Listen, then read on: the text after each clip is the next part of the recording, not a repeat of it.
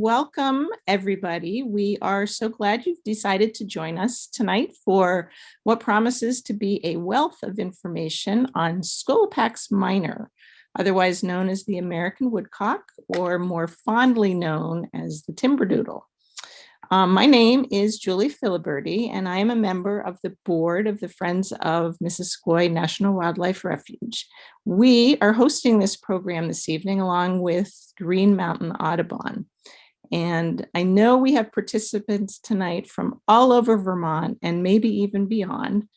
So some of you may not have ever visited the Missisquoi National Wildlife Refuge before. Some of you may not have heard of Green Mountain Audubon Society. So let me first tell you a little bit about the refuge, if you've never been there before. It is located in the northwest corner of Vermont in the town of Swanton. And it was established in 1943 to provide protected resting and feeding areas for migrating waterfowl. It encompasses 7,218 acres of land and water. And in 2013, it was designated a Ramsar wetland of international importance. A majority of the refuge is composed of wetlands and floodplain forest where the Missisquoi River empties into Lake Champlain. This area is the most expansive intact floodplain forest in the state of Vermont. The refuge also contains the largest bog in the Northeast, the 900-acre Missisquoi bog. In addition to these expanses of unique habitat, the refuge also contains shrublands and maintains 250 acres of managed grasslands. The refuge is an essential resting and feeding stopover for migrating ducks, geese, shorebirds, and other water birds. It's a haven for 17 state threatened or endangered species, including the spiny soft-shell turtle, the black tern, and the recently listed eastern meadowlark. The lands and the waters of the Missisquoi National Wildlife Refuge are very special places to those who make it their home. And we, as the current stewards of this area, recognize our responsibilities in caring for these lands and waters. They are a critical resting and feeding spot for numerous migrating birds, and the plant life they support provide essential habitat for deer, beaver, muskrats, turtles, insects, and other animals that make this place their year-round home. We recognize that these lands and waters are also important to the Abenaki Nation of Missisquoi, the original caretakers of this land. We are grateful to them and their ancestors for caring for this land and its surrounding waters for thousands of years. Their families have been nourished by fishing and hunting in Missisquoi, which is Lake Champlain, and the length of the Missisquoi, the Missisquoi River. For generations, their people have been sustained by hunting and gathering in the lush forest and by growing corn and beans and squash in the fertile earth. We understand the importance of this land to the Abenaki, present and past. We recognize the hardships and suffering these families endured when they were pushed out of their traditional ancestral lands as European colonization took hold, and acknowledge the agony and despair of having the last remaining families forcefully removed by the United States government to create this wildlife refuge. We acknowledge the continual struggles that they endure in keeping their culture alive in the world today. We, the Friends of the Missisquoi National Wildlife Refuge, welcome the opportunity to assist the Abenaki Nation of Missisquoi in maintaining their close connection with their ancestral lands, and through education and partnership to help bring awareness to their culture and existence. We invite our visitors to share in honoring this vision by engaging in mindfulness while enjoying the refuge lands and waters and holding the space with care and appreciation. So a member of our Friends board is Ken Copenhaver. He is also a member of the board of the Green Mountain Audubon Society. So I'd like to open it up to Ken to tell us a little bit about Green Mountain Audubon. Hello, as Julie said, I'm Ken Copenhaver. I'm a board member of Green Mountain Audubon. I'm filling in this evening for Jeff Holstrom, our president, who couldn't be with us this evening. Green Mountain Audubon is a chapter of Audubon within Vermont that covers Chittenden, Franklin, and Grand Isle counties. So if you're a member of National Audubon, you are automatically a member of Green Mountain Audubon Society chapter if you live in one of those three counties. If you're in one of the other counties of Vermont or elsewhere, you're automatically a member of whatever chapter covers those counties. Tonight, Green Mountain Audubon is pleased to co-host this evening's program with the Friends of Missisquoi, and we hope to do more of these joint programs in the future. And I'd especially like to thank Julie for inviting Liam Berigan to tell us about woodcocks and for making all the arrangements. And let's get on with it. Great. Thank you, Ken. Thank you, Ken. Before we have Liam, I just want to tell you a little bit about the Friends too. We encourage you to become a member of the Friends. And for those who aren't familiar with us, I want to tell you just a little bit about what we do. Basically, we support the Refuge. We promote awareness of the Refuge through events like this and other ways of public outreach. We have public monthly bird monitoring walks, and we record the species and participate in community science by recording our sightings in eBird. We donate funding to support education for children and adults on the Refuge. We financially assist the Refuge in acquiring grants for their invasive species control, and basically work with the Refuge manager to provide any assistance that he deems helpful for operation of the Refuge when the federal funds just don't seem to stretch far enough. We, as a group, are always looking for members who are also interested in supporting the Refuge. And we're always looking for new volunteers also. So we would love for you to, if you haven't looked at our website before, we'd love for you to check it out and become a member of the Friends if you're so inclined. Rich will put the address for our website in the chat. If you just want to hop in and give financial support, we would love that too. There's a button right there for you to donate. We don't turn anything down, but would love to hear from you in some way. On our website, we also have a calendar, and it lists all of our events that will be coming up, our bird monitoring walks and some other special events. And I'd just like to bring your attention to what we're doing next month for International Migratory Bird Day. It's really a one-day event, but we at the Refuge have turned it into a multi-day event. Last year it was 4 days, and this year it's going to be 4 days also. We have a lot of different things going on, an art show, presentations. We have a variety of different bird walks. And check out the website and the calendar and all the details for what these are and how to register. They're all right there on our calendar. So please check it out. So for tonight's presentation, Liam's going to kind of break it into 3 parts and kind of take questions as we go along. So go ahead and put those questions that you might have about what he's talking about in the chat, and we'll try to address those when it's appropriate. For your best viewing, make sure that your Zoom screen is in speaker mode so that you can see his slides. And I think everybody should be on mute. So, okay, so I would like to introduce our presenter tonight, who is Liam Berigan. He is a PhD candidate with the University of Maine, who is currently working with the Timberdoodle, or the American Woodcock, and is deep into learning about their migration patterns. So he's going to share his knowledge with us tonight. So Liam, thanks for sharing your time with us, and you can go ahead and take it away, and we will not interrupt you. Great. Thank you, Ken. Thank you, Julie. And thanks so much to Green Mountain Audubon Society and the Friends of Missisquoi National Wildlife Refuge for having me today.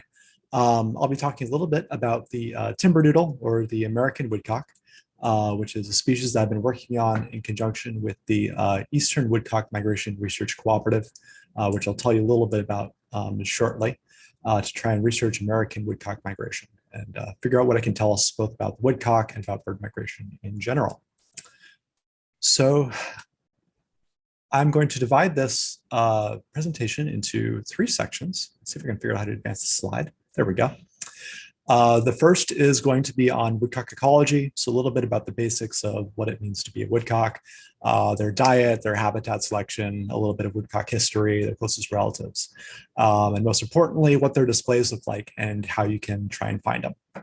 After that, there's going to be a short break for questions, after which we'll move into migration research, a little bit about how we do it, and the kind of things we're learning about woodcock and how that helps us to learn more about birds in general. And then another short break for questions, after which we're going to the 3rd section, which is on Vermont woodcock movements.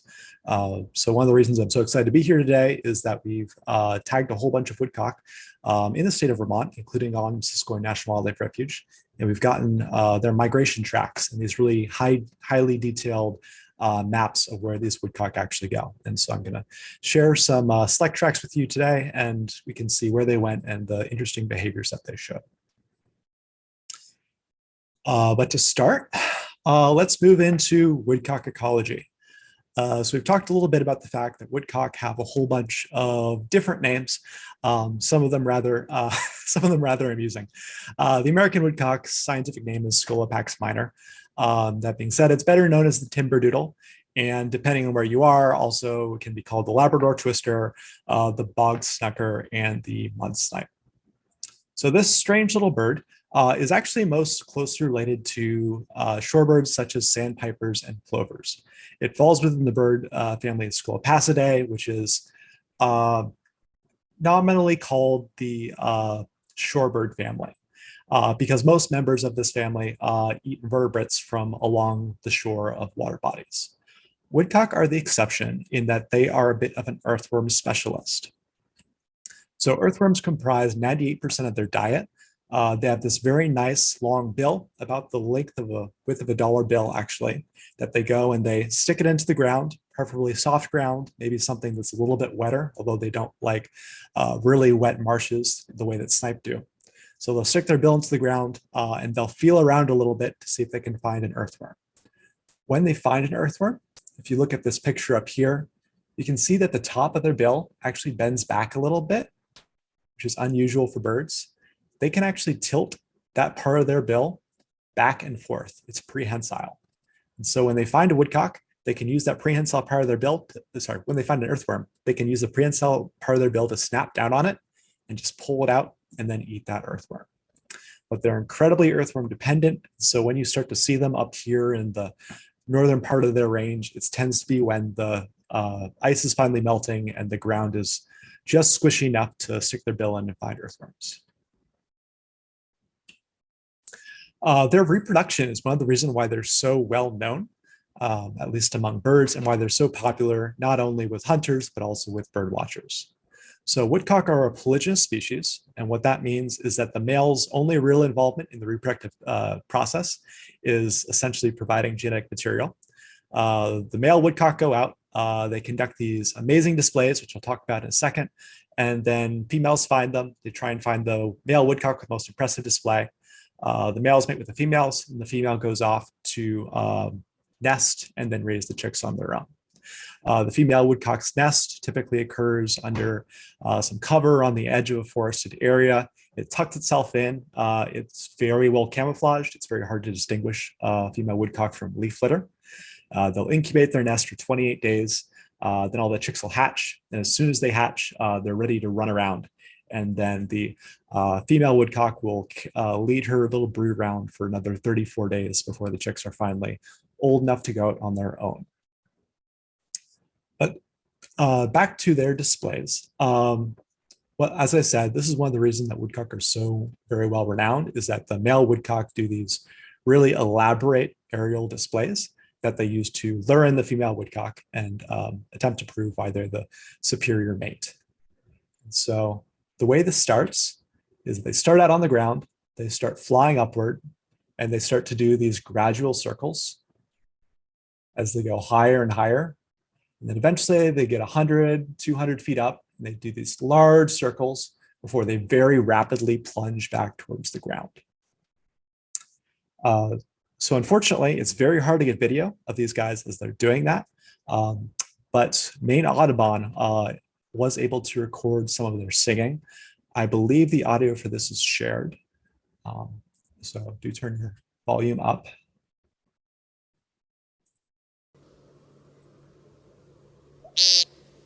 So when the woodcock are on the ground, they do their typical peat call.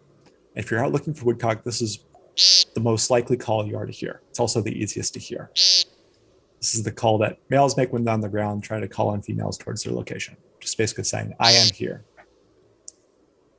So the males will do this for a little bit, up until they take off.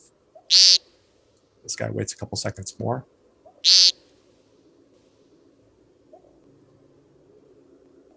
There we go. He takes off. And during their ascent, they do this twitter call, which you're seeing here, which rises very slowly in frequency as the woodcock gets higher and higher and closer to the closer to its terminal height. The frequency keeps going up.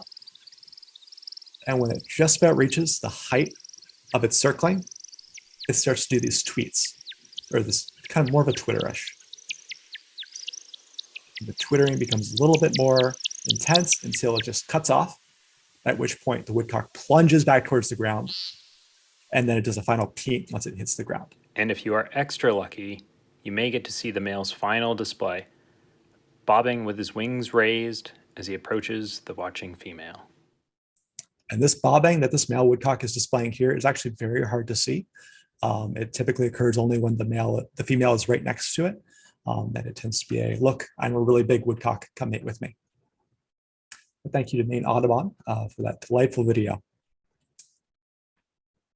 All right, on to the next.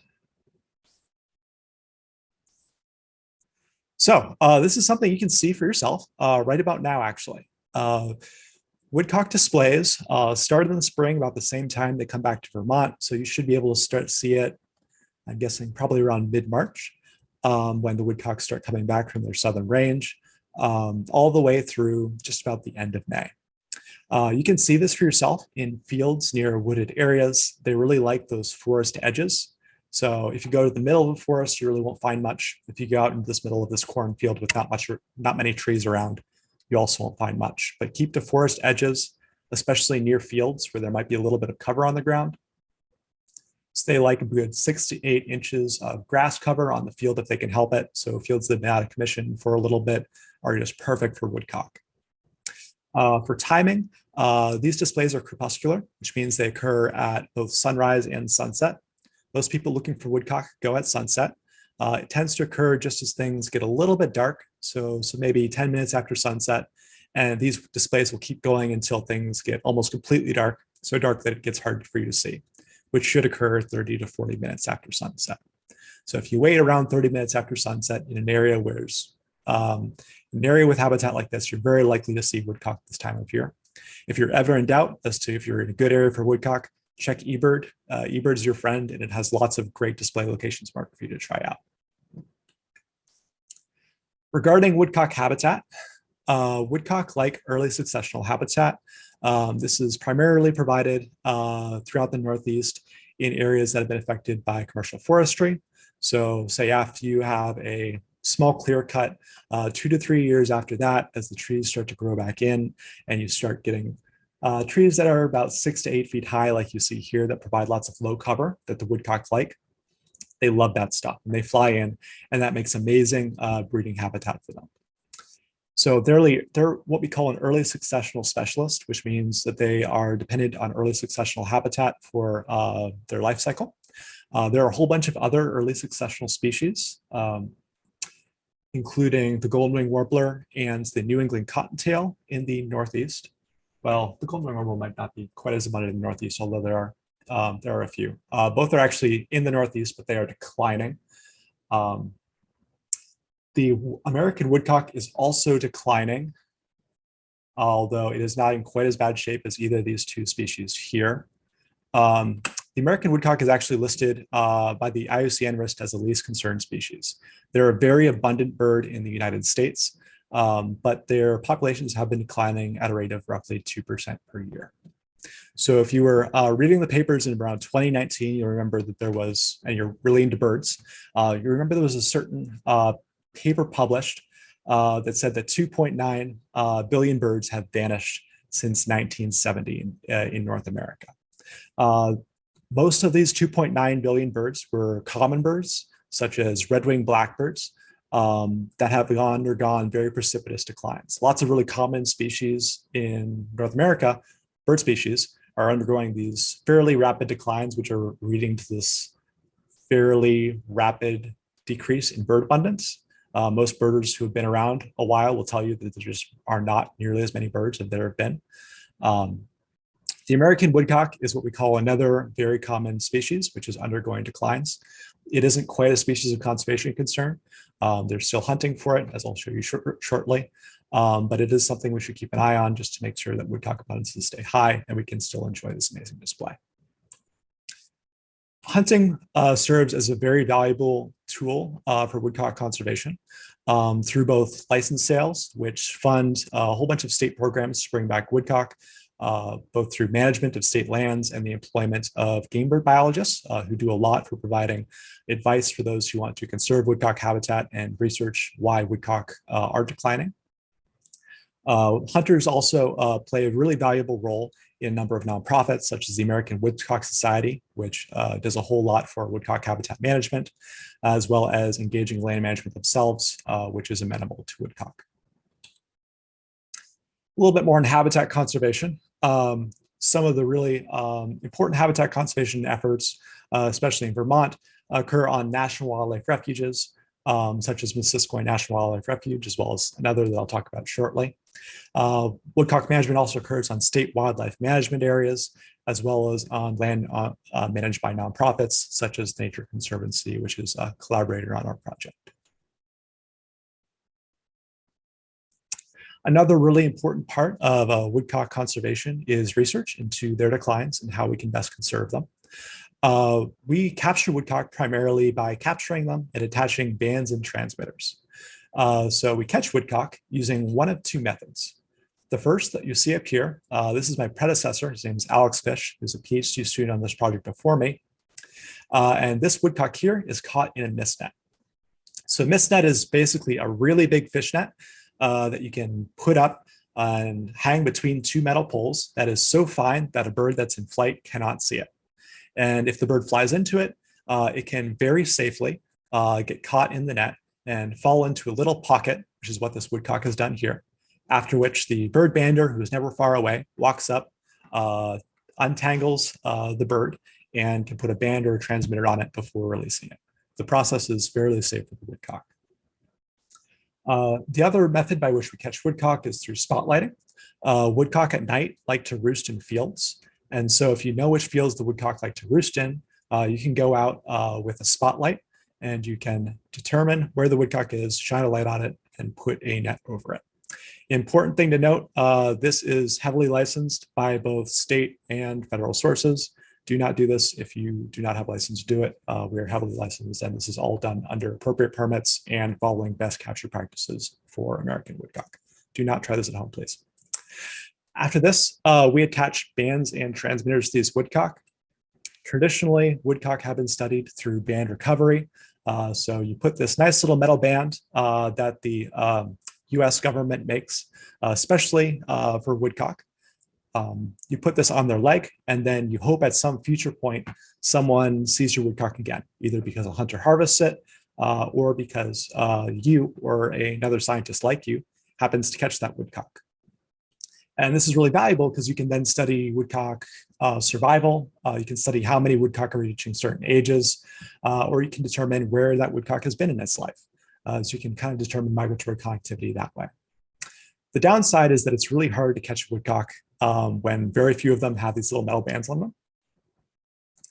Of all woodcock that you put bands on, you're only likely to ever see 2% of those birds ever again, which is a fairly low recovery rate. And that makes it fairly hard to get really detailed information about where woodcock are going and what's happening to them. Which has made the last couple of years really profitable for woodcock research because we have another method of actually researching these woodcock. This method is through satellite transmitters, which are these little doohickeys that we put on the backs of woodcock. And each of these is a little strap that goes down underneath the woodcock's leg and rides just above the tail like a tiny little backpack. And so these only weigh somewhere between 4 and 6.5 grams. And what makes these really amazing and revolutionary for bird research is that these can record GPS locations at the same accuracy as your phone, and then transmit those locations back up to satellites. And so you never have to catch the bird ever again. That bird will tell you where it is roughly once a week up until that transmitter runs out of battery, which can take months and in some cases even more than a year. This gives you this really detailed record of migration, so you know exactly when each bird was in each place. You don't have to follow the bird yourself with a little antenna, like many wildlife biologists have to. And you have these high precision locations, so you can tell exactly where the bird is, and you can make these really valuable inferences about woodcock habitat. So this technique allows us to study woodcock migration, life history, and identify potential threats and conservation opportunities. And I'll be talking a little bit more about what we particularly use this data for and some of the insights we've gained from it in just a minute. But if we have any questions, this would be a great time for it. Yeah, there are a few in here in the chat.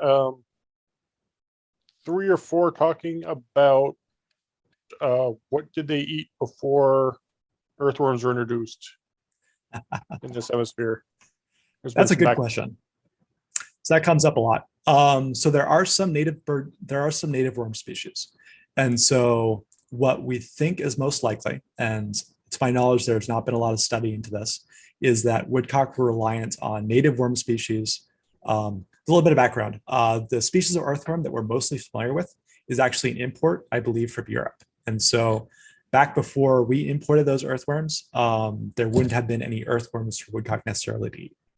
What we think is happening is that woodcock were eating these native worm species. And because there aren't nearly as many native worm species, we think that their populations were somewhat smaller than they are today. And that once earthworms were introduced, and once you started getting large scale forestry, which creates lots of early successional habitat in the northeastern United States, we think their populations likely skyrocketed. All right. Another question on, would our presence scare off the females if we're looking for the displays? Oh, excellent question. Potentially. That being said, I would recommend standing pretty far back.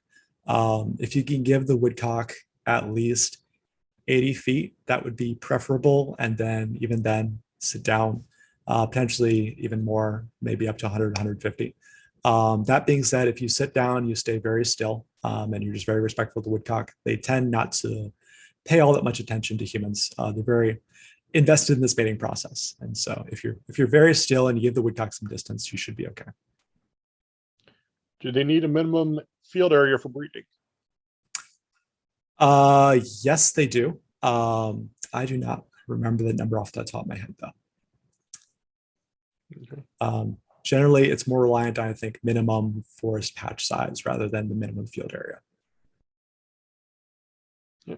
And are they found throughout Vermont, like in the higher elevations of the Northeast Kingdom? Let's see.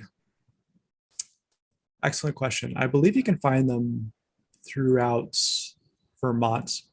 Trying to remember, it's been a little sunset. You can double check eBird to see if there are some areas which they prefer more than others. But I've seen woodcock stop over in most parts of Vermont, some exceptions being really large contiguous forest areas, such as you occasionally see in some national forests, although they do like other national forests, which are a little bit more split up. All right. Talking about woodcock numbers before earthworms introduced, you already covered that one. Mm-hmm. Do they roost where they display and have courtships? Let's see. So they will.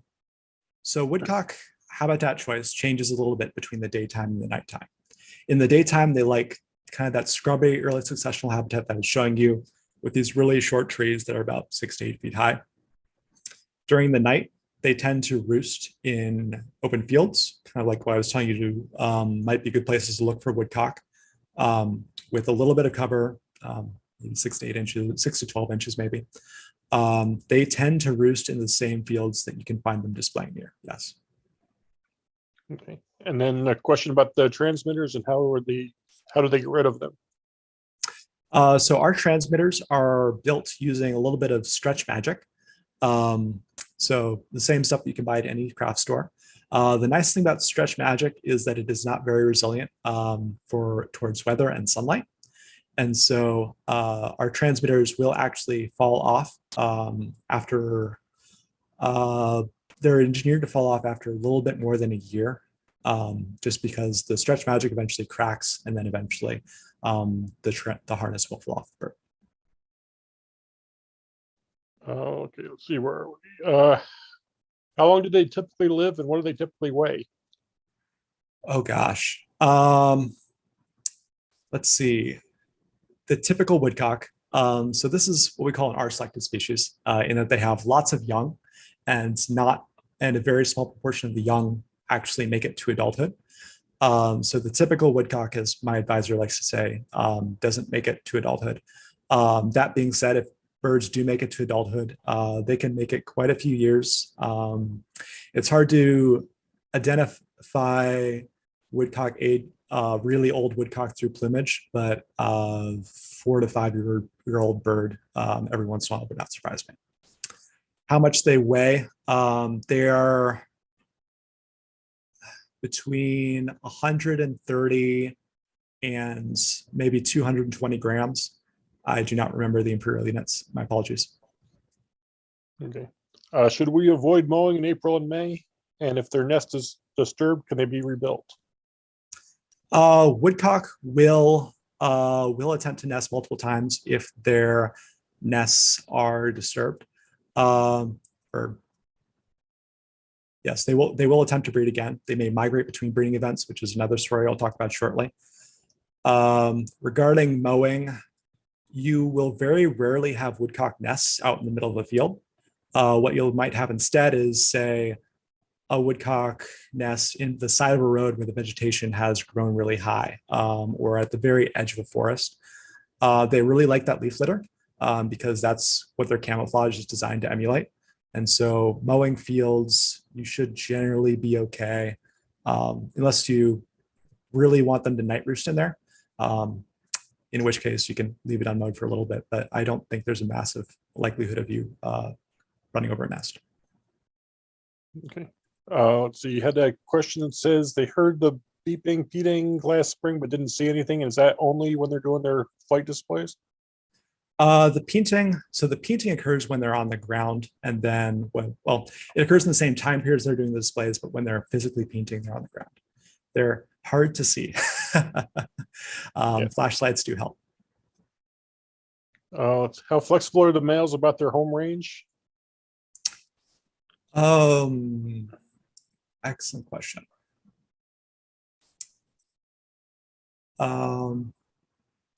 If we can get some clarification as to what you mean by flexible, year to year, their home ranges do differ a little bit. Some birds come back to very similar areas. Some birds go to different states, for example. Their home range size can vary largely based on the distance between their day roosts and their night roosts. Okay. And do the females nest near the display areas? Same general area. I don't have an exact metric off the top of my head, but I would assume that it's within, likely within a half mile of the display areas. They tend to be in the same general areas. And then back to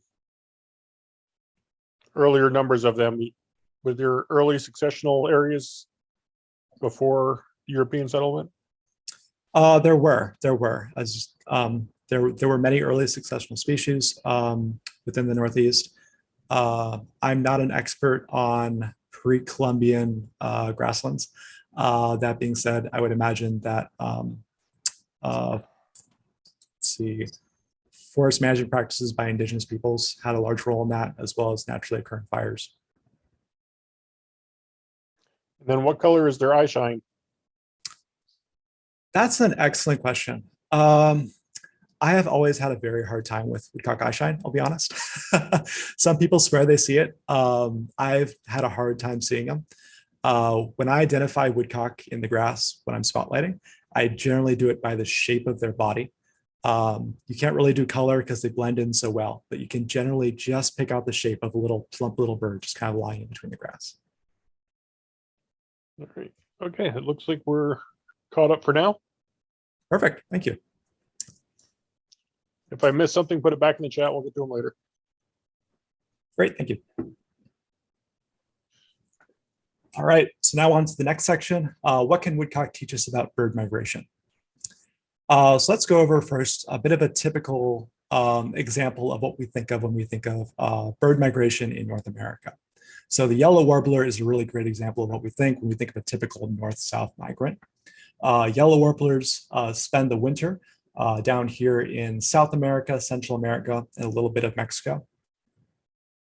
And then when the spring comes around, they migrate north, which is what we'll be seeing quite shortly, up through North America into their breeding areas. And they'll stay there until the fall, and they'll head right back down into Central and South America. The yellow warbler is what we call a neotropical migrant, which means it heads down back into the tropics for the winter. And this is very typical of neotropical hybrids, although you'll see some variations as to range, etc. That being said, not all migratory birds have such clean-cut migrations. For example, there are birds such as the Frisian's hawk that are what we call facultative migrants. And a facultative migration is essentially a migrate when you need to strategy. So American robins are another very abundant bird in North America that has a facultative migration strategy. And what this means is that it will stay in an area that it likes to be in, that has an abundant source of, say, food or good weather in order for them to persist up until something happens, such as that food running out. When that bird senses that the food's starting to run out, it starts getting prepared for migration, and then eventually it takes off and it makes a migratory movement. Sometimes facultative migrants have very typical migratory patterns. This is what we can see here in the fall and the spring for Frisian's hawks. But oftentimes, facultative migrants also have kind of everywhere migratory movements, such as what we see from Frisian's hawks in summer, when they're kind of just going every which way in every direction in order to try and find good food sources. Woodcock are also a little bit of a weird migrant. They are something what we call a partial migrant. So if we look at the eBird, at the eBird migration animation for American woodcock, you'll see something that looks kind of similar to what you saw with the yellow warbler. They winter down here, essentially south of Virginia and east of Mississippi River. And then the spring, they migrate north into their breeding range, which is essentially everything north of Virginia. And then in the fall, they migrate back south again. So most American woodcock breed up here in this traditional breeding range. But there's some American woodcock which do not. They actually breed down here in their wintering range. It's a smaller number of nests than we see up in the traditional breeding range, but there are certainly a couple that do it. And so we call American woodcock a partial migrant because sometimes woodcock just decide not to do spring migration, and they decide to stick around and try and raise broods in their quote unquote wintering range instead. So because woodcock migration is so fascinating, and because we think we have a lot to learn from woodcock that we can apply to other bird species, my organization, which I say my because I'm part of it, not because I founded it, the Eastern Woodcock Migration Research Cooperative was founded by Eric Blomberg and Amber Roth in 2017. They are both professors at the University of Maine, where I am a PhD student. And this organization started with a few collaborators throughout what we call the Eastern Management Region, which is the eastern portion of the woodcock's range.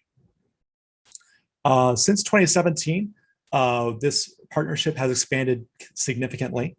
We're currently up to 34 partners, and we are an international organization, which consists of federal, state, provincial, university, and nonprofit partners across the United States and Canada. We seek to learn more about the strange migratory patterns of American woodcock and use woodcock as an example to learn more about bird migration. We have these collaborators at these sites across the woodcock's range, all the way south to Florida and north into Nova Scotia, Quebec, and Ontario. And we work with collaborators there. We go to our collaborators and we train them how to catch woodcock and how to put transmitters on woodcock. And then in future years, our collaborators learn to largely deploy these tags themselves and have created this massive self-sustaining network of researchers across the woodcock's range who are tagging woodcock each year and helping us learn more about their migration. So we've been very successful. So this over here on the right is an animation of what woodcock migration looks like. This is all of our tags from 2018 to 2019 undergoing fall migration down here. And then they'll spend the winter down the southern portion of the range. And then you can see them moving back up. This data is, this animation is constructed solely from GPS data, and we get very precise locations as to where these woodcock are at any given time. So far, we've deployed over 500 transmitters across the woodcock's range. This has let us gather 27,000 locations at GPS accuracy from all these individual woodcock. And so this has given us a whole bunch of information we can use to address all sorts of questions about woodcock and about migratory birds in general. And so for the next couple of slides, I'm going to be going through a couple of students who have been involved with the Migration Research Cooperative and the questions they're answering and how that applies to other types of birds. So I'll start with Katie Treblecock, who is an undergraduate here at the University of Maine, who's actually going to be graduating in 2 weeks. And she has done her honors thesis on American woodcock responses to severe weather. And so what she's looked at is how woodcock that get caught up in severe weather events, such as cold temperatures, low visibility, snow, and wind respond, whether or not those woodcock die as a result of these weather events, and how they move in response to it. By the way, this graphic is from her. I am not nearly this skilled an artist. Some woodcock do short movements. Actually, most woodcock do short movements where they either shelter in place or they move to a local sanctuary where they can persist more easily through the weather event. Long movements are fairly rare. This includes reverse migration, where the woodcock essentially gives up and heads back south until there's better weather. And every once in a while, a woodcock persists and just decides to keep on going. What she's found is that woodcock preferentially hunker down during severe weather instead of migrating, and they're very good at hunkering down. We very rarely have woodcock actually die during severe weather events just because they're so good at staying warm during periods of extended snowfall. Alex Fish, who I talked about briefly before, was the PhD student on this project before me. He's responsible for probably the bulk of transmitter deployments on this project so far and training the majority of states in our cooperative. A large part of his dissertation was determining how dangerous migration is for American woodcock. Typically, we think of migration as a very dangerous time for a migratory bird. There have been a number of papers on species like warblers that have found that a very large percentage of warblers die each year during the migratory process. That being said, because we have our GPS transmitters, we can get a little bit more detailed information about when exactly woodcock's migrating and actually determine day by day what the likelihood that a woodcock could be killed during the migratory phase is. So this gives us a really detailed look at how vulnerable woodcock are to migration. And what he found is quite interesting, because contrary to prior belief, if you look at this orange line here, this is woodcock migratory survival during fall migration. It's much higher than survival during either the pre-migration phase or the post-migration phase. So what this seems to suggest is that woodcock are actually at their safest when they're migrating. It's only after woodcock stop migrating and transition into their post-migration wintering phase that they're actually really susceptible to mortality. We're unable to determine exactly what type of mortality this might be. This might be extended cold spells. We know that they're not all that vulnerable to weather during migration, but perhaps after it, they might be. This could be predators in a new area that they aren't accustomed to yet. It's not entirely clear, but migration actually seems to be a fairly safe time for American woodcock. Another PhD student, this is Colby Slezak, who's a student at the University of Rhode Island, is studying how to identify American woodcock nests in our movement data set. And so what he has found through his project, which is very cool, he identifies American woodcock nests, which can be all over the United States, essentially. And then he calls the local state agency and says, hi, would you have a collaborator who's close enough to this woodcock nest, they can go check on it. And A, make sure if it's actually a nest, and B, see if the woodcock is doing okay, if the nest has been vacated, predated, or the woodcock has incubated his nest successfully. And what he's found is, first off, he's found this massive diversity of nests, I think over 2 dozen at this point, across the United States, which is really impressive. It's very hard to find nests in a very fine area, let alone on a nationwide scale. And he's found that woodcock also frequently migrate after nest failure. So if you have a woodcock that is, say, attempting to nest in Alabama, as some do, and that woodcock loses its nest for whatever reason, that woodcock might attempt to resume migration before it attempts to nest again, which is this really novel strategy. There are some bird species that do it, but they're not a whole lot. And so we're really looking forward to seeing what Colby comes up with. On to a little bit of my work. I'm the guy up here. This is the joys of banding birds during COVID. A lot of my work focuses on looking at woodcock movements outside of the migratory season, because our transmitters can last, not just through migration, but also through the winter and summer as well. We get this really unique perspective into what the woodcock is doing during the quote unquote off season. And we've found some fairly interesting things. For one, woodcock seem to occasionally undertake what one might call a midsummer migration. So there are several species of shorebirds, such as the sandpipers and plovers, that woodcock are most closely related to, that undergo these types of midsummer migrations where after nest failure or brood failure, the woodcock doesn't necessarily need to be in the breeding range. So what they'll do instead is that they will undertake their fall migration early, and they'll go down to their wintering range ahead of the rest of the birds that are still breeding. We found 2 woodcocks so far, one male, one female, one leaving in June and one in July, that have followed a similar pattern, which seems to suggest that to some extent, woodcock might do the same thing as these other shorebirds, which is really interesting because woodcock are very, very different from their closest relatives, at least behaviorally.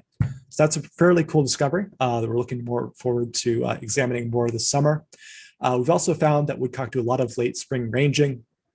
So even during the brooding season, up at the northern extent of their range in Quebec, New Brunswick, and Nova Scotia, some birds just keep moving. They never quite cease what appears to be migration, even into late May and early June. They'll just keep bouncing around these areas. It's really not clear why. The weather is generally good enough for them to settle down at that point. They may be looking for resources. They may be looking to expand their genetic flow for males, might be a nice way to say it. It's really unclear. We're looking forward to kind of digging a little bit more into this. Another thing I've been working on is decision support tools for wildlife management agencies. So I'll boot up one right now. This is a tool called WPASS that I built in collaboration with the Pennsylvania Game Commission. It's booting up. It'll take just a moment. But this is an interactive app that game managers can go on in the state of Pennsylvania, and they can interactively decide whether they want to manage for breeding or migratory habitat, or some combination of the two.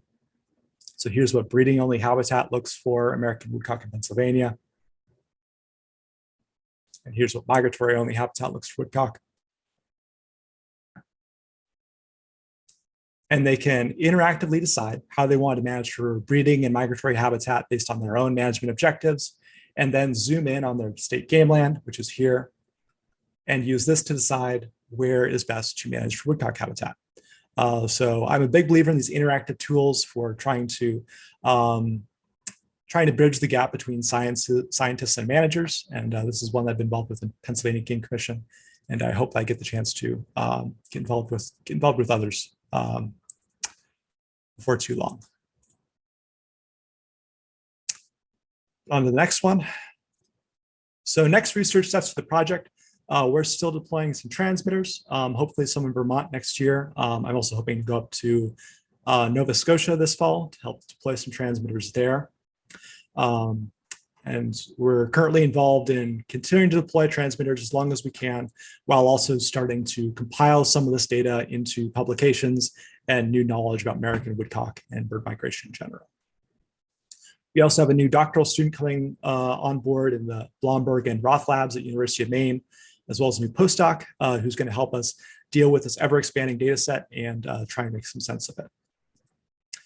But this is another good time to break for questions, if anyone has any.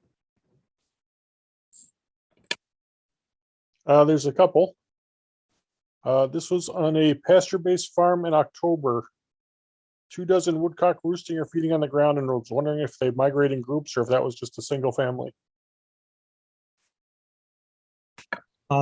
Sorry, one more time. What was that time frame? October. October. They should not migrate. They certainly don't migrate in family groups. Well, actually, October fall migration. That could have been a late brood. Brood breakup is typically 34 days after hatching. So that should be occurring by August. It would be unlikely that a brood was still together, but woodcock generally don't forage in large groups like that unless they're in a brood. That's my best guess. Or it could also just have been there was a very good migration that night and a whole bunch of woodcock by chance ended up in the same really good field. So that tends to indicate you have very good woodcock habitat. Congratulations. Was mortality compared between migration of different species like woodcocks to warblers? No, not quite. If you look at the entire, we're currently working on something where we compare the entire migratory period, where we calculate survival for the entire fall is what I'm trying to say, which would be a little bit of a better comparison to something like warblers. That's in the works. But yeah, it's a little bit hard to compare apples to apples just because the way that we measure survival for warblers and woodcock is so different. Do we know when woodcocks left the shores and went into the woods? That's an excellent question. Unfortunately, it's been quite a while since I took an evolutionary biology class, and I will have to pass. I will say there are woodcock all over the world. I think there are, don't quote me on this, but around 6 species of woodcock in total. And you can find them basically everywhere. Okay. Various forest management schemes to enhance habitat, and which of those has been most effective? So one of the reasons that we have such abundant woodcock in Maine is that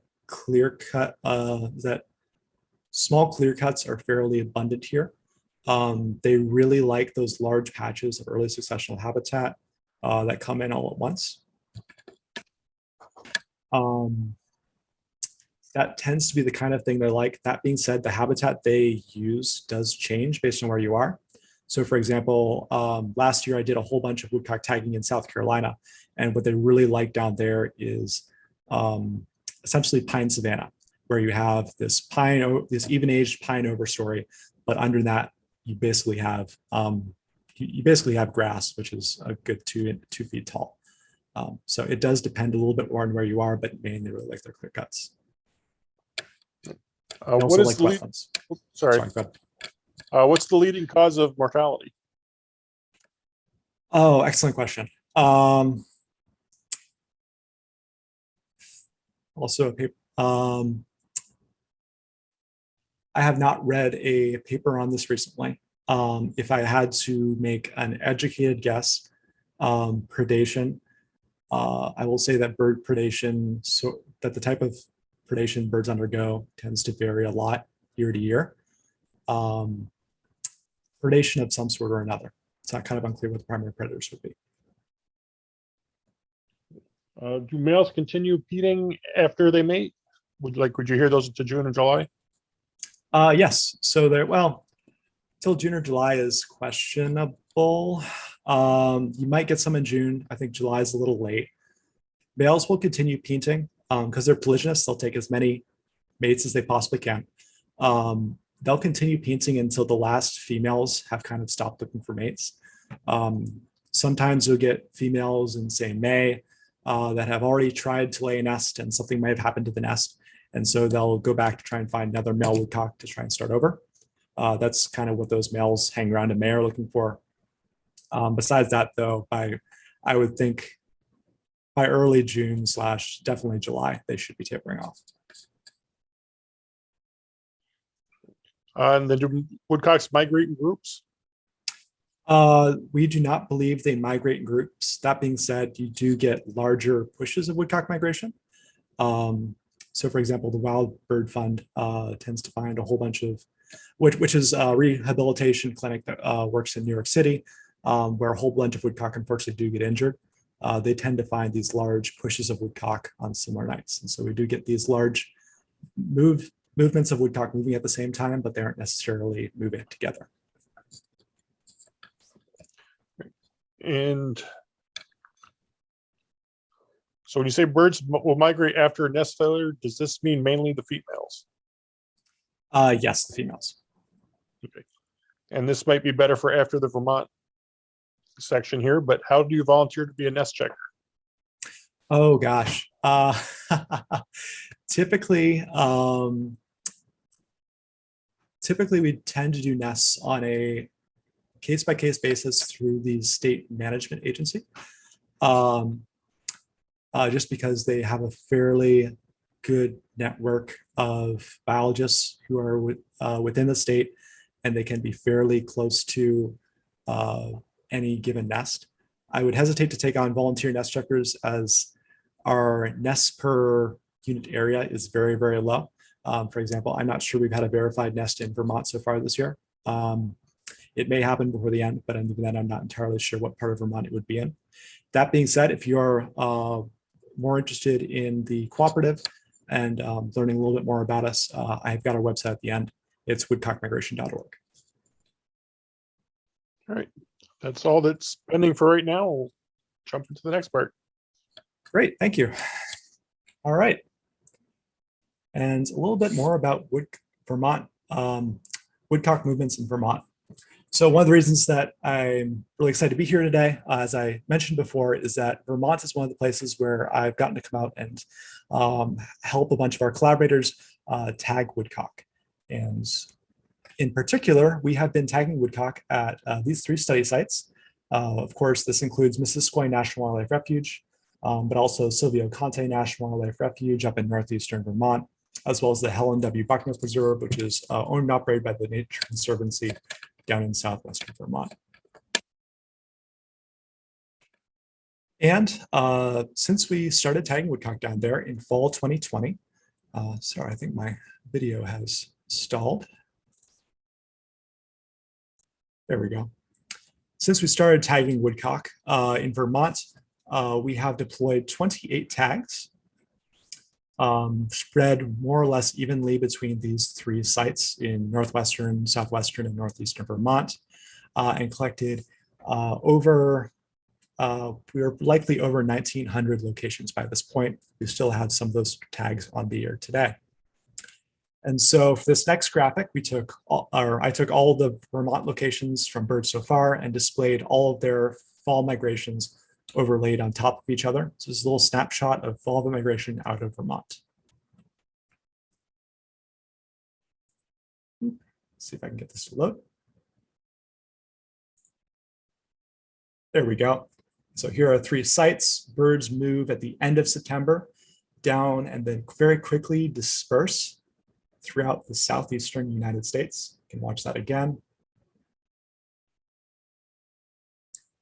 Our westernmost bird is moving all the way to the border of Alabama and Louisiana, and our southernmost bird is going down to the western shores of Florida. All right. And so I thought that next I would take you all in a bit of a more detailed look at some of these migratory tracks. Like I said, one of the great things about these, about the system is that we get very very precise look at exactly where these woodcock have been, exactly what they're doing. So I've got a few select woodcock here that we've tagged in the state of Vermont. I want to show you the paths and the kind of thing that they do. A lot of the woodcock that we've tagged in Vermont, and especially at Helen W. Buckner Preserve, tend to like to come back to the same areas that we originally tagged them in, which is quite interesting. And it's a very good sign for habitat in these areas. So here's an example of a woodcock that we tagged at the Buckner Preserve. This woodcock migrated south during the fall to southern Virginia, which is where it spent the winter. And then that following spring came right back up, got lost for a little bit before it found the Helen W. Buckner Preserve again.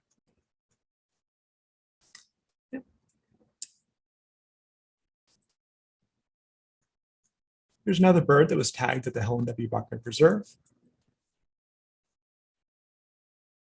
This particular bird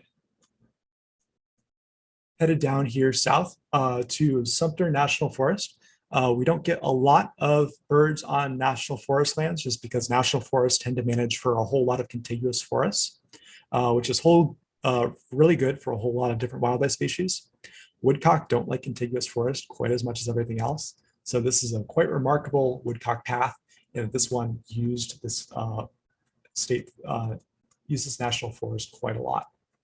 That being said, the area of the national forest, or right alongside it, that it used was right up next to these agricultural areas, which is quite common. Woodcock like that bit of a matrix of forest and agricultural area. And that's where we tend to find them. All right, this bird here. This is quite an interesting migration. All right, let's see. So this one, once again, started at the Buckner Preserve and then came right back to the Buckner Preserve the following year. So one reason this path is really unique is that it tends to exhibit one of the more interesting characteristics of woodcock migration in that they tend to be lower altitude migrants. And given that they don't fly very high, they get a little bit lazy when it comes to topography, especially crossing the Appalachians. And so woodcock will either come down the western side of the Appalachians or the eastern side, but they don't like to cross it if they can help it. So what made this really interesting is that this woodcock came down into Ohio and they decided, oh, I'm going too far west. I guess I better cross the Appalachians. And then it did so, crossed the Appalachians here through West Virginia, going south down near Roanoke, Virginia. And then after that, it basically hugs the ridgeline. It decides it doesn't want to cross the Appalachians again, all the way until it goes down to its wintering site in Georgia. And on its way back up from Georgia, it decides, nope, I'm not crossing the Appalachians at all. It goes straight back up, probably the easy way through Ohio, back to Buckner.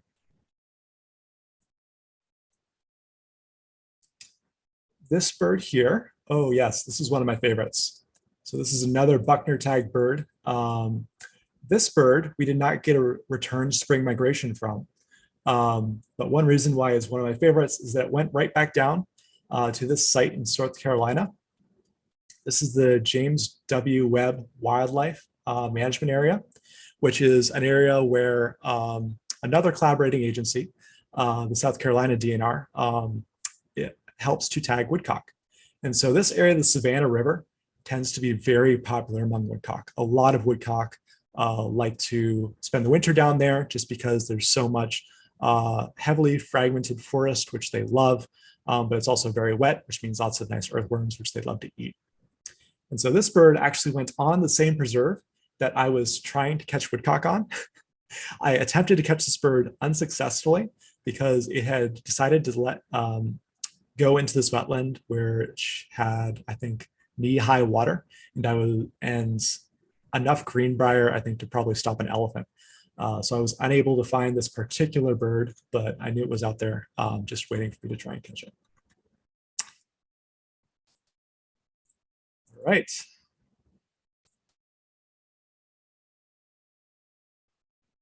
This bird over here, this is a Missisquoi tag bird. So I'll zoom in a little bit up here. One of the things we found about birds that are tagged on Missisquoi National Wildlife Refuge is that they tend to spend a lot of time on the refuge and then also a fair bit of time off the refuge. So The fields which are on refuge tend to be, the fields which are on and off refuge both tend to be fairly favored places to spend the night, while meanwhile they head back into the trees back on Missisquoi National Wildlife Refuge as their day roosts. And there might be a better example of that a little bit further on. This one actually went up to visit Canada briefly before it came back down. This is also another example of woodcock deciding to take the same flight paths down that they took up. So this one took the exact same flight route through New York on both its fall and its spring migrations. This bird here is a fairly good example of something we've been trying hard to capture throughout our Vermont work, which is these over water locations. So woodcock are nocturnal migrants like most North American birds. That means that they fly at night.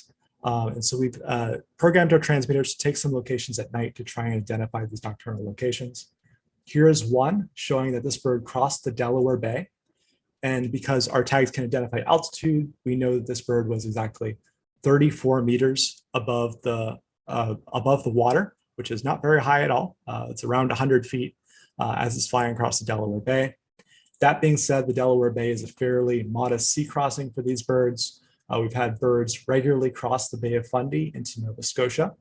And every once in a while, we also get a bird that attempts to fly across the Gulf of St. Lawrence into Newfoundland, which is a much harder sea crossing, and it's not one that I would envy. All right. This bird here, let's see if I can remind myself what was special about this one. This one was tagged the Silvio Conte National Wildlife Refuge in the Nullhagen Basin Division. And so it flew south down here, had a brief stopover in Northern Virginia before flying down to Southern Virginia. This is another really good example of birds not wanting to cross the Appalachians unless they absolutely have to. It hugs the eastern side of the Appalachians on the way down, then crosses them in one brief hop, and then hugs the western side on the way back. All right, this bird here made a stop-off point on Cape May, which for those who are bird enthusiasts will remember that this is a very important stopover points for lots of birds migrating through New England. Woodcock are no exception. We see lots of our birds stop over in Cape May, and we consider it a very important stopover habitat.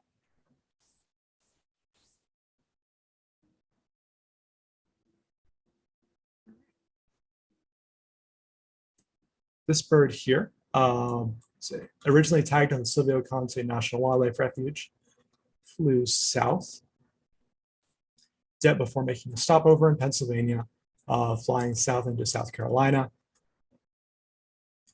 This bird here was a fan of what we call an urban migratory stopover. So sometimes you'll see on social media, people find woodcock on sidewalks or in parking lots. This is an example of a bird that was not quite in the parking lot of First Citizens Bank in South Carolina, but was very, very close. We tend to think this is a bad thing when birds end up in these very urban areas. And one thing we're trying to research is how negative an impact this has on survival. We're nearing the end here, just two more paths of concern. This bird here was originally tagged up at, this is another Buckner bird, which actually flew down to the Florida coast. Most woodcock don't act like shorebirds, but this one actually found a nice little clump of trees to hang out in right next to this lagoon in Florida.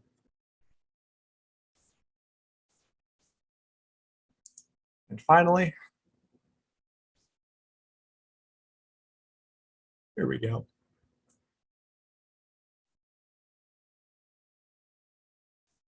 This bird here, which was tagged, let's see. Yep, tagged originally at Buckner National Preserve, flew south for the winter down to, down into, let's see, this is either Louisiana. Yeah, this is Louisiana.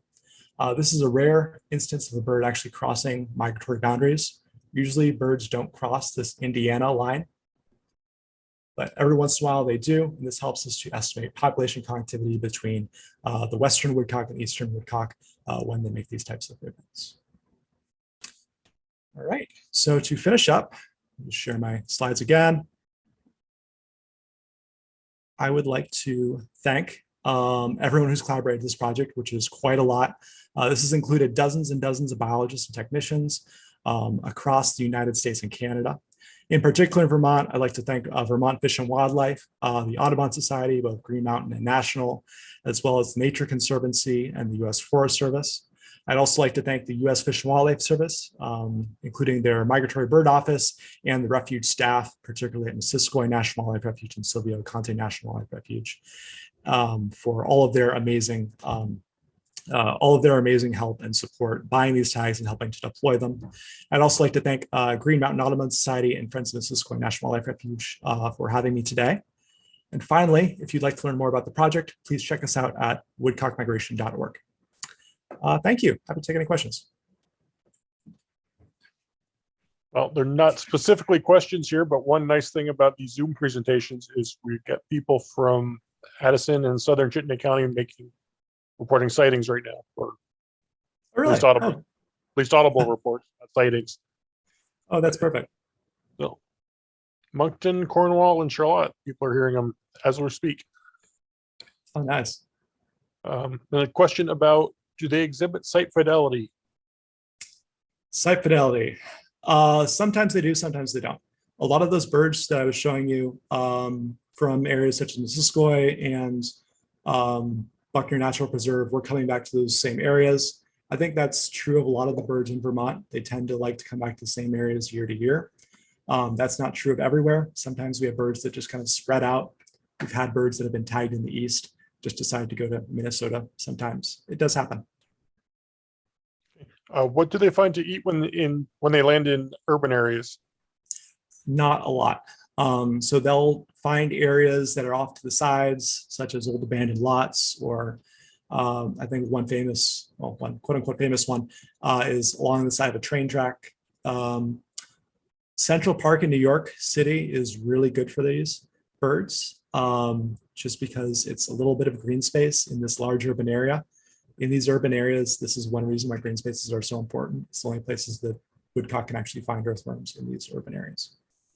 Okay, good night, everybody.